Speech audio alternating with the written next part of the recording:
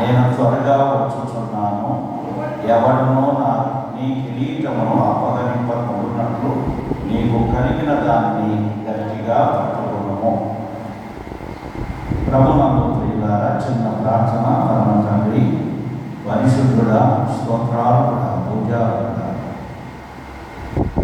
పరిశుద్ధులము మరియు సేవకులము పిలువబడిన వారు నీవే ఆధిపత్యం వహించి సేవకుల ద్వారా తాడపత్రి మహాపట్టణంలోనూ చుట్టుపక్కల నీ సత్య సువార్తను వినిపిస్తూ సాక్ష్యం కలిగి ఉండగా ప్రతి సేవకుని మీరు జ్ఞాపకం చేసుకొని చూస్తూ ఉన్నారు. చూచుచున్న దేవుడు, ఆంతర్యం ఎరిగిన దేవుడవు, భవిష్యత్ ఎరిగిన దేవుడవు. మా స్థితిని చూచి దయలో జ్ఞాపకం ఉంచుకొని తండ్రి సేవకులను బలపరచండి. ఈ సేవకుల సదస్సులో నేను కూడా నీ సేవకులనే అల్పుడు బలహీనుడు. నీ పక్షముగా ఉండగా మీరు మాట్లాడండి, మాతోనూ మాట్లాడి మా బ్రతుకులను సరిచేసి లోకానికి ఆశీర్వాదకరంగా మీ నామానికి మహిమకరంగా వేరే వాడుకుంటున్నాను. అందుకు తగిన రీతిగా మీ వాక్య భాగాలను మాకు బోధించుమని యేసు ప్రభు నామములో ప్రార్థించి వేడుకుంటున్నాము తండ్రి, ఆమేన్. ప్రభునందు ప్రియులారా, పాత నిబంధన గ్రంథంలో ఒక వచనము, కొత్త నిబంధన గ్రంథంలో ప్రకటన వచనం చదువుతున్నాము. ఈ రెండు వచనాలలో ఒకే ఒక భాగము, ఒక వాక్యము కనబడుతుంది. అదే కిరీటము అన్నారు. రాజుల కాలంలో రాజులకు కిరీటములు ఉన్నాయి. పరిపాలనకు సూచన కిరీటం అంటే. ఆ కిరీటమును సౌలు రాజు అభిషేకించబడి రాజ్య పదవి కలిగి ఉన్నాడు. కానీ ఆ పదవిలో ఆ యోగ్యత కోల్పోయాడు. కారణం ఏంటి? దేవుని చేత అభిషేకించబడ్డాడు కదా, తైలంతో అభిషేకించబడ్డాడు సమూయేలు. కానీ అతని హృదయం దేవుని ఎదుట సరైనదిగా లేదు. దేవుడు అతను తొలగించి దావీదును తిరిగి రాజుగా అభిషేకించాడు. ఎట్టివారినైనా తొలగించుటకు సమర్థుడు క్రీస్తు దేవుడు. లోకములకు క్షేమకరంగా ఉండాలని ఎవరినైనా దేవుడు మాట్లాడుతాడు. ఘనులైన వారిని కాదు పిలిచినది, ఎన్నిక లేని వారిని, తృణీకరింపబడిన వారిని, పనికిరాని వారిని దేవుడు మనల్ని ఏర్పరచుకొని పిలిచాడు. సరే, మంచిది. విలాప వాక్యములో గమనిస్తే ఇశ్రాయేలీయులు రాజుగా ఉన్నారు, కిరీటాలు ఉన్నాయి, వారికి ఆధిపత్యం ఉన్నది. కానీ యెహోయాకీము కూడా రెండవ దినవృత్తాంత గ్రంథంలో చూస్తే అతడు దేవుని దృష్టిలో చెడు నడక నడిచినప్పుడు అతని కిరీటము తీసివేశాడు. అంటే రాజ్యములే. రాజుల గ్రంథంలో అలా ఉన్నాయి పాత నిబంధనలు. అందుకని విలాప వాక్యములో మా తల మీద నుండి కిరీటము పడిపోయేను, మేము పాపం చేస్తున్నాము, మాకు శ్రమ. సరే, క్రీస్తు పూర్వం చరిత్ర లేదు. ఇప్పుడు మనకు కూడా ఒక చక్కటి బోధ ఏంటంటే, అపోస్తలుడైన చరిత్ర యోహాను, పద్మాసు దీపంలో పద్మాసి అయినటువంటి ఈ యోహాను పరలోక రాజ్యమునకు కనులార చూచి, చెవులార వింటూ, తాకి చూచి రాసిన ప్రకటన గ్రంథంలో అంటాడు, లోకం మీదకి రాబోతున్న శోధన కాలంలో నేను నిన్ను తప్పిస్తాను. భూనివాసం అందరికీ వస్తుంది, శోధన రాబోతుంది ఇప్పుడు త్వరగా. మరి ఈ శోధన కాలంలో నేను నిన్ను తప్పించబోవాలి, కాపాడుతాను అని అంటూ 11వ వచనంలో ఏమన్నాడు? 3:11లో ప్రకటన, నేను త్వరగా వచ్చుచున్నాను, ఎవడును నీ కిరీటం అపహరింపబడినట్టు నీ కలిగిన దాన్ని గట్టిగా ప్రియ దేవుని బిడ్డలారా, పోగొట్టుకున్న కిరీటము మరలా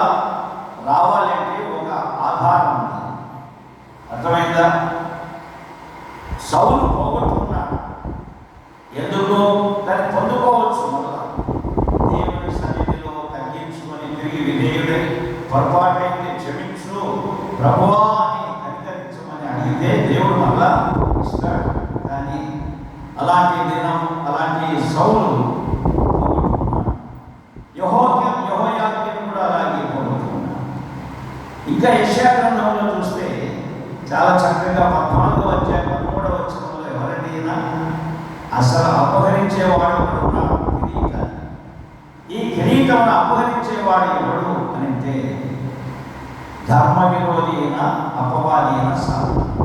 దేవుని దూత పరలోకములో ఉన్న దేవుడు సింహాసనములో ప్రధాన దూత అయిన లూసిఫర్ అనబడినటువంటి వ్యక్తి, ప్రధాన గాయకుడు, చక్కటి గాయకుడు, ఆయన స్వరమండల స్వరాలతో వాయిస్తుంటే దూతలందరూ కన్నులు పలుకుతూ ఉండగా దేవుడు ఎంతగానో సంతోషించాడు. అంత ఉన్నతమైన స్థానాన్ని పొందుకున్నాడు.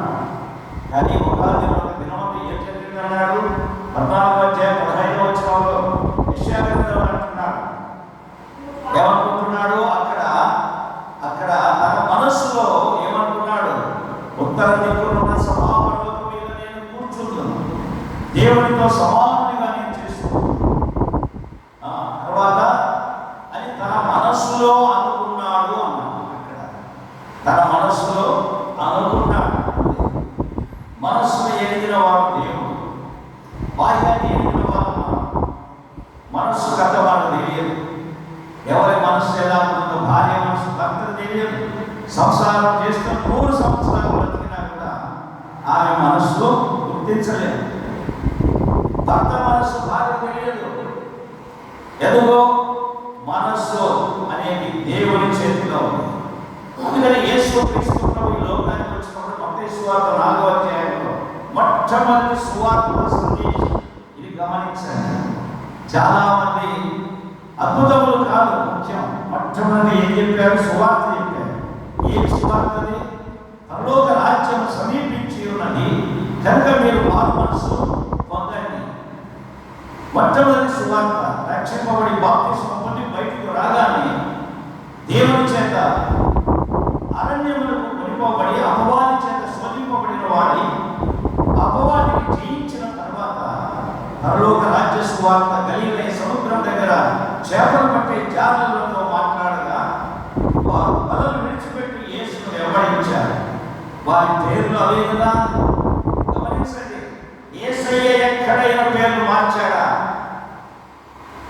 4 సువార్తల్లో గమనించండి. 12 మంది శిష్యులు, 12వ శిష్యుడైన సౌలు పౌలుగా మారినటువంటి పరిశుద్ధాత్మ కాలంలో యేసు మార్చలేదు.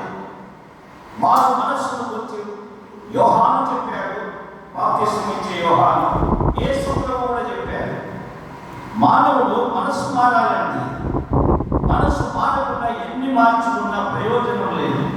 సరే, ఇలాంటి మారు మనస్సు పొందినటువంటి దేవుని సేవకులు తమ ప్రాణానుసార త్యజించి సువార్తను ప్రకటించారు. ప్రపంచమంతటికి 12 మంది అపోస్తలులు. భారతదేశానికి తోమా వచ్చారు. బలహీనుడైన తోమా ద్వారా సువార్త చక్కగా జరిగింది. ఆ సువార్త మద్రాసు దగ్గర చోళమండలం దగ్గర ఆయన చంపేయగానే ఆ సువార్త సత్య సువార్త ఆగిపోయింది. ఆ తర్వాత రోమీయుల పరిపాలనలో రోమ్ సామ్రాజ్యం ద్వారా మళ్ళా మందిరాలు కట్టబడుతూ ఈ విధంగా సువార్తని తెలియజేస్తూ వచ్చారు. సత్య సువార్త అణిగిపోయిందండి. ఆనాటి నుంచి మారు మనస్సును కూర్చిన సువార్త లేనే లేదు. సరే, మారు మనస్సు పొందిన దేవుని పిల్లల మీదనే ప్రయోగిస్తున్నాడు ఎవడు? ఆది కాలం నుండి గమనించండి, ఎవడైతే దేవునికి మారు మనస్సు పొంది దేవునికి విధేయుడుగా ఉన్నాడో అట్టి వ్యక్తి మీదనే ప్రారంభిస్తాడు అపహరించడానికి. ఏది అపహరించడానికి? పేతురు పత్రికలో 2వ అధ్యాయంలో ఉన్నాడు, మీరు రాజులని యాజక సమూహముగా నేను మిమ్మల్ని ఏర్పరచుకున్నాను. ఏర్పాటు చేసుకున్న దేవుని పిల్లలు రాజులుగా యాజకులుగా చేశారు. కిరీటం లేని రాజులను, కిరీటం లేదు. కానీ ఒకప్పుడు నా పేరు రామకృష్ణ రాజు అయితే ఇప్పటికీ ఒక ఆయన అక్కడ 97 ఏళ్ళ వయస్సు కలిగిన ఒక రిటైర్డ్ టీచర్ ఫోన్ చేస్తాడు. ఎప్పటికీ ఫోన్ చేస్తాడు, అయ్యా నీ పేరు రామకృష్ణరాజు అని నాకు తెలియాలయ్యా, అది మంచిది కాదు కదా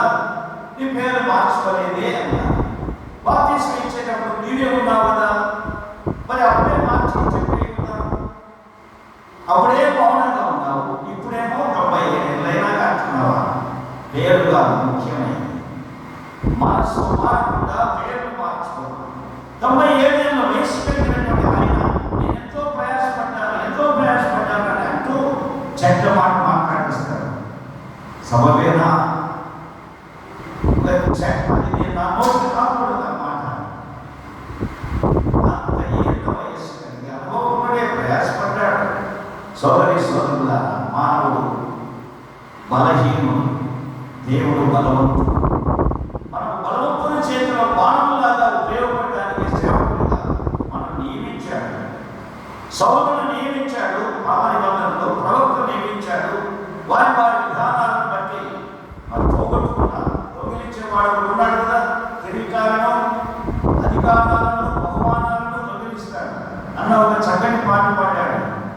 ఎవరు అన్న బహుమానము అనే పాట.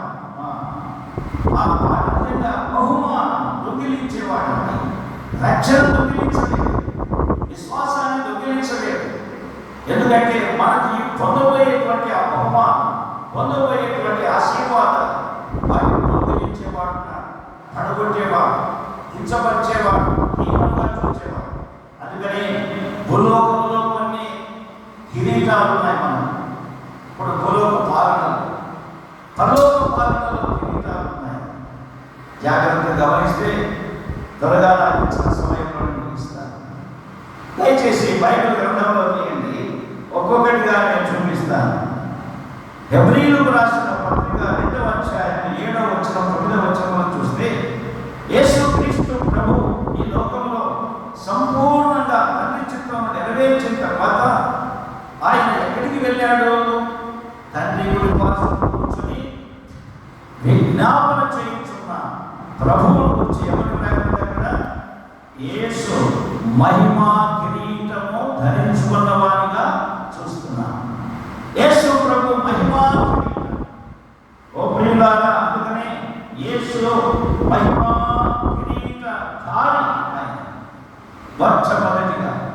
అలాగే భూలోకంలో విశ్వాసం వచ్చిన నీకు నాకు కూడా ఒకటి కిరీటాలను అనుగ్రహించాడు.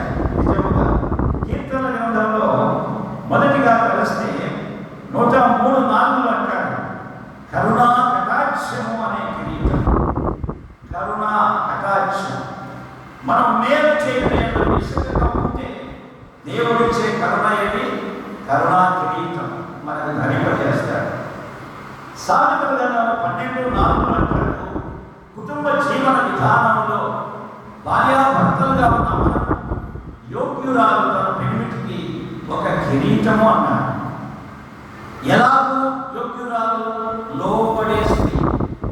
127 క్రితం ఏమంటాడు? నీ లోగిట నీ భార్య ఫలించు ద్రాక్షావల్లి అన్నాడు. భార్య లోపడటం ద్వారా వచ్చేటువంటిది ఏంటంట? కిరీటం. ఎవరికి? తన పెనిమిటి. భర్తకు ఒక కిరీటం. ఆ కిరీటాన్ని అపహరించేవాడు ఉన్నాడు. ఏదేని తోటలో ఆదాము అవ్వను అపహరించాడు, లోపరుచున్నాడు. లోపరిచి ఆదామును కూడా లోపడి కిరీటం ఏమైంది? పోయింది. దేవుని మహిమ కిరీటం పోయింది. ప్రియ దేవుని బిడ్డలారా, నేటి పాత నిబంధనలో కానీ, భక్తుల జీవితంలో, కొత్త నిబంధనలో కానీ యేసు క్రీస్తు ప్రభు కుటుంబ జీవనాన్ని గొప్పగా ఎంచాడు. కుటుంబం అనేది దేవుడు మనకిచ్చిన గొప్ప భాగ్యం. ఒంటరిగా ఉన్న మంచిది కాదు కాబట్టి స్త్రీని ఇచ్చాడు. ఆ స్త్రీ ఎవరో కాదు, నీ శరీరంలో శరీరం.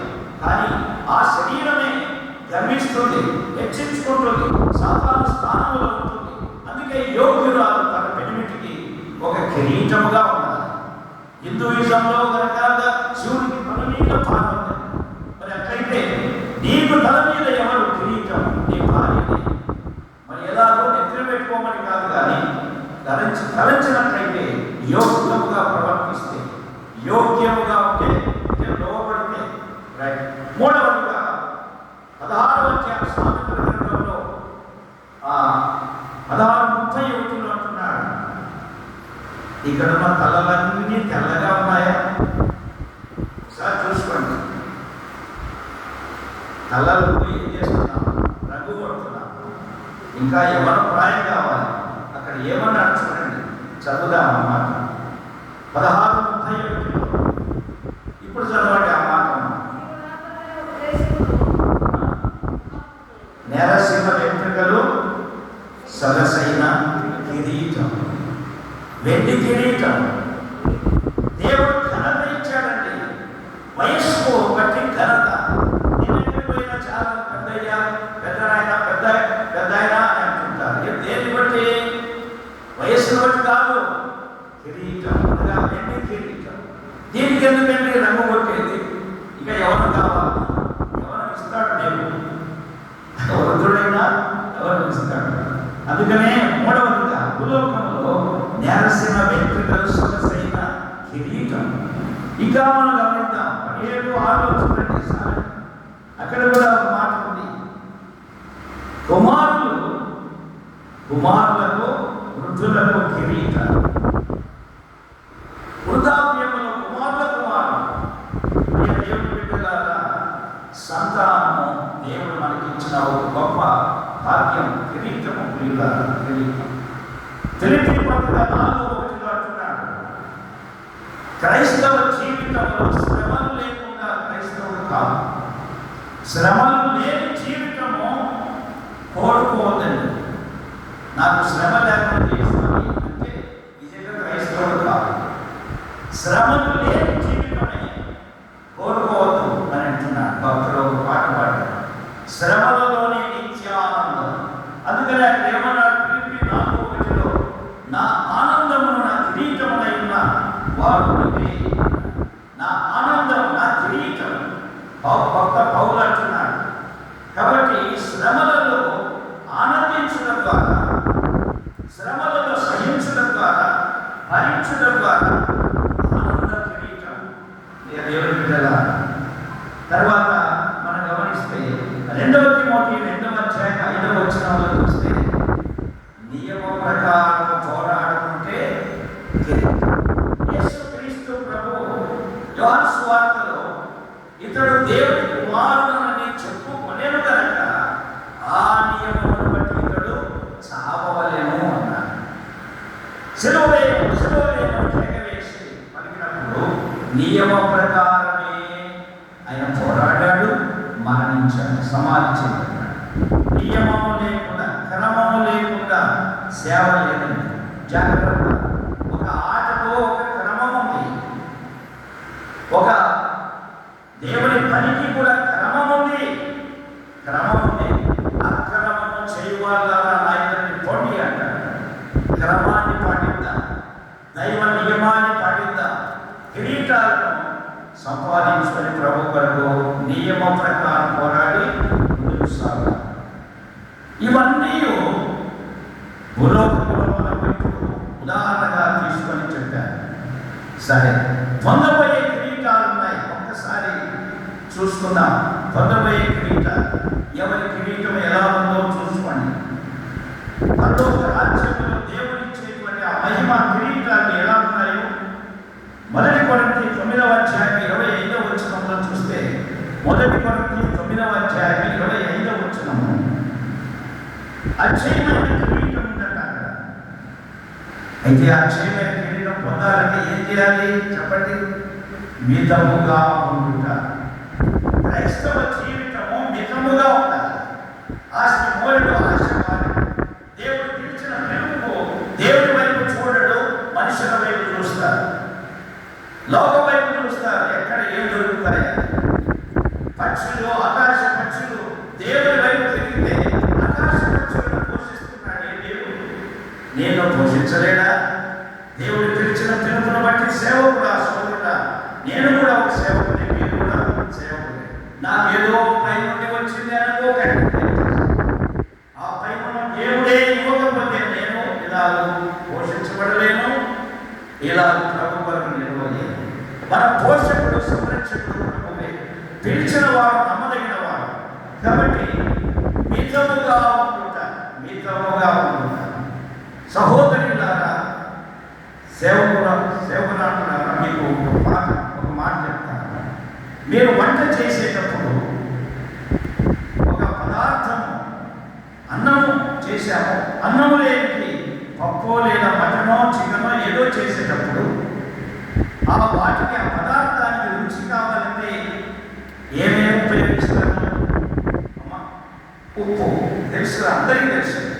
ఎంత ఉపయోగిస్తారు? ఇంత అని ఎక్కడన్నా ఉందా? ఇంతే చేయాలని ఏమైనా క్వాంటిటీ ఉందా? అది ఎవరు చెప్పారు? ఇంతే అని తగినంత అని అంటారు. తగినంత వేస్తే రుచికరంగా ఉంటుంది. ఎక్కువ వేస్తే కూడా తెలియము, తక్కువ వేస్తే కూడా రుచి ఉండదు. తగినంత. క్రైస్తవ సేవకుడా, సోదరుడా, సోదరి, సేవలో ఉన్న నీవు మితముగా ఎందుకు ఉండకూడదు? అందుకని అక్కడ అన్నాడు చూడండి, అక్షయమైన కిరీటము పొందాలంటే ఏం చేయాలి? మితముగా, మితముగా, మితముగా నేర్చుకుందాం. తప్పులేదు, నేర్చుకుందాం. ప్రభే చెప్పాడు, ఆయన నేర్చుకోండి అన్నాడు. రెండవ మాటగా 2 తిమోతి 4వ అధ్యాయం 8వ వచనం, దేవుడు నీవు నన్ను రక్షించడానికి ఒకే ఆధారం. ఎఫెసీ పత్రిక 2వ అధ్యాయం 8వ వచనంలో ఏమన్నాడు? మీరు విశ్వాసం ద్వారా కృపచేతనే రక్షింపబడి ఉన్నారు. ఇది మీ వల్ల కలిగింది కాదు. అంటే రక్షణ సంకల్పానికి ఆధారం ఏది? మొట్టమొదటిగా విశ్వాసం. విశ్వాసం లేకుండా దేవుని ఇష్టమైనట అసాధ్యము. అసాధ్యం. జీవితంలో ఆఖరి మట్టుకు పౌలు అంటాడు తెలుసా, నా విశ్వాసాన్ని కాపాడుకుంటారా. అందుకనే 2 తిమోతి 4:8 ఉన్నాడు, నా విశ్వాసమును కాపాడుకుంటున్నాను. విశ్వాసమును కాపాడుకోవడం ద్వారా ఏమొచ్చింది? ఆయనకు నీతి కిరీటం. చూచారు అంటే సింపుల్ గా పెట్టాడు. దాన్ని అపహరించేవాడు ఉన్నాడు, అన్నిటిగా జీవింపజేస్తాడు. తర్వాత విశ్వాసం లేకుండా దేవుని మీద ఉన్న విశ్వాసమును తొలగించి మనుషుల మీద విశ్వాసం, అక్కడ ఇక్కడ ఇక్కడ అక్కడ రావడానికి విశ్వాసం, దేవుని మీద గురి లేదు. అందుకనే సేవకులారా మనమే మార్గదర్శకులు, లోకానికి నాయకులము, లోకానికి దిక్సూచి వంటి వారు మనమే. దేవుడు తెలుసుకున్నాడు, రక్షించాడు, సేవకు తెలుసుకున్నాడు. సేవకు పిలువబడిన మనము రెండవదిగా విశ్వాసాన్ని కాపాడుకున్నాము. విశ్వాసాన్ని కాపాడుకుంటే ఆఖరి వరకు మనకి ఏమి ఇస్తామన్నాడు? నీతి కిరీటం. రైట్. 3వదిగా చూద్దాం. 1 పేతురు 5వ అధ్యాయం 4వ వచనం, దేవుడు నీకు నాకు ఒక మందను ఇచ్చాడు. అంటే లోకంలో కొందరిని రక్షించి సంఘముగా సమకూర్చుకొని ఆ మందిరం ఉందా లేదా అని కాదు, కానీ అక్కడ విశ్వాసులకు నీవు ఏం చేయాలి? కాయాలి. మందను మాదిరిగా ఉండాలి. రాశారు చూడండి, బాగుగా పాలన చేయు వలన ఏముందంటే కిరీటం, వాడవాలని మహిమ కిరీటం, వాడవాలని మహిమ కిరీటం. వాటి బోధించ ఎన్నడూ వాడుకో, బాగుగా పాలన చేయాలి. ఆ సంఘం నుండి కొందరిని, ఈ సంఘం నుండి కొందరిని సువార్త ప్రకటించి నశించిపోయే వారు ఎందరో ఉన్నారండి. త్రాగులు, దూషకులు, హింసకులు, హానికరులు, భయంకరమైన ప్రజలు ఉన్నారు. నీ మతానికి సంబంధించిన వారు, నా కులానికి సంబంధించిన వారు కాదు, లోకంలో ఉన్నారు. అటు వారి అందరినీ ఎలా వెళ్ళాలి? యేసు ప్రభువే చెప్పాడు, తోడేళ్ళ మధ్య గొర్రెలను పంపినట్టు మిమ్మల్ని పంపుతున్నారు. తోడేళ్ళ మధ్యకి గొర్రెలు పోతే ఊరుకుంటాయా? చీల్చి పారేస్తాయి. నిజమే. హింస ఉంది, అవమానం ఉంది, ఎగతాళి ఉంది, తుడికాలు ఉంది, కష్టం ఉంది, కష్టం ఉంది, శ్రమ ఉంది, బాధలు ఉన్నాయి, హింసలు ఉన్నాయి, అవమానాలు ఉన్నాయి. అయినా వీటన్నిటిని బట్టి బాగుగా పాలన చేస్తే, బాగుగా చక్కగా పాలిస్తే, సంఘాన్ని ఏమిటే చక్కగా నడిపిస్తే ప్రియులారా ఏమి ఇస్తాడు? వాడవాలని మహిమ కిరీటాన్ని ఇస్తాడు. ఎవరి బిడ్డలారా చాలా సంతోషం. ఇక 4వదిగా చూద్దాం. యాకోబు పత్రిక 1వ అధ్యాయం 12వ వచనంలో, యేసు ప్రభువుకే ఈ లోకంలో ఉన్నప్పుడు బాప్తిస్మం పొంది వృద్ధులకు రాగానే అక్కడ ఏముంది? అరణ్యమునకు శోధించబడుటకు అరణ్యమునకు కొనిపోబడెను. అంటే యేసు ప్రభు కూడా శోధింపబడ్డాడు. యాకోబు పత్రిక 1వ వచనంలో శోధన సహించువాడు, శోధన సహించుట, జయించుట, శోధనకు నిలుచుట, శోధనలో వీళ్ళ ప్రభు వైపు చూసి బలము పొందుతారు. శోధన అలా చేస్తే ఏమిస్తారన్నా జీవన కిరీటం. ఎంత ఆశ్చర్యం అండి! ఇవన్నీ దేవుడు ఊరికి ఏదో చెప్పినాడు ఏమిస్తాడు అనుకోకండి. ఆయన మాట చెప్పాడంటే వాక్యము అది మనకు ఉపయోగపడతాం. సంపాదించుకుంటాం, కష్టపడదాం, పనిచేద్దాం. లేకపోతే ఇవన్నీ పోగొట్టుకుంటాం. శోధన వద్దు ప్రభువా, నాకు శోధన వద్దు అంటే శోధన లేకపోతే క్రైస్తవ జీవితము పరిపక్వము కాదు. శోధన ధైర్యంగా చెప్పండి. శోధకుడా వాడు వస్తాడు, వచ్చినా ఏం భయపడకండి, ప్రభు ఉన్నాడు, మన ప్రక్కనే ఉన్నాడు, నేను మీతోనే ఉన్నాను అన్నాడు. లేడనుకుంటే గమనిస్తాను. ఈ ఉన్నాడు ఏంటి? క్రీస్తు కొరకు నిలిస్తే, శోధన సహిస్తే జీవ కిరీటం. ఇంకా ఆఖరికి ఒక మాట మనం గమనిద్దాం. మొదటి తెస్సలోని పత్రిక 2వ అధ్యాయం 19వ వచనంలో ఏమన్నాడు? ప్రభువునందే అతిశయించండి అన్నాడు. అతిశయ కిరీటం. కొరింథీయులకు రాసిన మొదటి పత్రిక 1వ అధ్యాయం 38వ వచనం చదవమ్మా. అయ్యా ఒకటి చెప్పండి. ఎవరు? మొదటి కొరింథీ 1వ అధ్యాయం 31వ వచనంలో అతిశయించువాడు ప్రభువునందే అతిశయించాలి. ప్రభువునందు అతిశయించు. నీకున్న యోగ్యతను బట్టి అతిశయించు, నీకున్న అందాన్ని బట్టి అతిశయించు, నీకున్న ధనాన్ని బట్టి, నీకున్న మందను బట్టి. నాకు ఇంత పెద్ద మంద ఉంది, ఓ నాకేం తక్కువ అని అతిశయించు. దేవుడు నీ ప్రభువునందే అతిశయించండి అన్నాడు. అతిశయించుట దూరం అవ్వాలి. లోకంలో ఏ శరీరం అతిశయించడానికి వీలు లేకుండా వెని వారిని, ఎన్నిక లేని వారిని, తృణీకరింపబడిన వారిని ఏర్పరుచుకున్నాడు. అందుకే ఈ అతిశయము నేను ఎవరికి తెలుసా? సాతాను. అందుకనే వాడు అతిశయ కిరీటంలో దొంగిలించేవాడు. ఎన్ని ఉన్నాయి చూడండి. అతిశయ కిరీటాన్ని దొంగిలిస్తాడు. అతిశయ కిరీటాన్ని దొంగిలించేటప్పుడు మితముగా ఉన్నది వారు, మితము అనేది లేకుండా లోకంలో పరాకులు అనేవారు నిజమైన అక్షయ కిరీటాన్ని పోగొట్టుకున్నారు. కారణం సాధారణే అలాగే కన్ను చేపిస్తూ ఉంటాడు. నాకు ఈ చూడు, పేతుడు ఏ విధంగా గాలిని చూచి మునిగిపోయాడు, సముద్రాన్ని చూచి, అలాగే సేవ కూడా ప్రభు మీద చూడు, ప్రభు పోషిస్తాడు.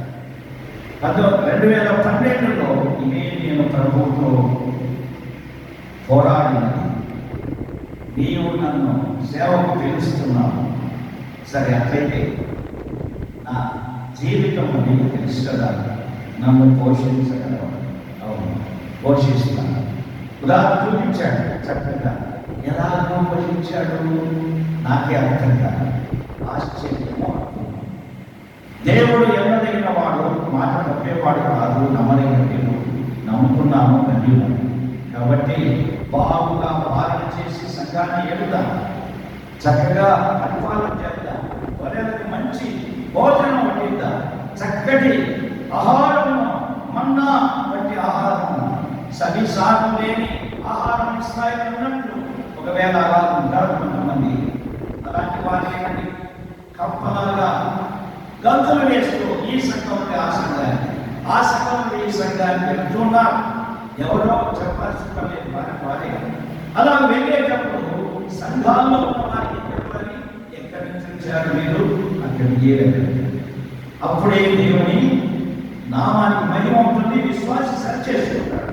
లేకపోతే వచ్చినట్టు మనకు బాగా తప్పిపోయిన కోరిక మన దగ్గరికి వచ్చింది. అమ్మ కట్టేరా, ఆ కోడి వచ్చింది మన ఇంట్లోకి, కట్టి బాగా శుభ్రంగా పోసుకొని తిందాం అనే రకంగా ఉంటే అంతే.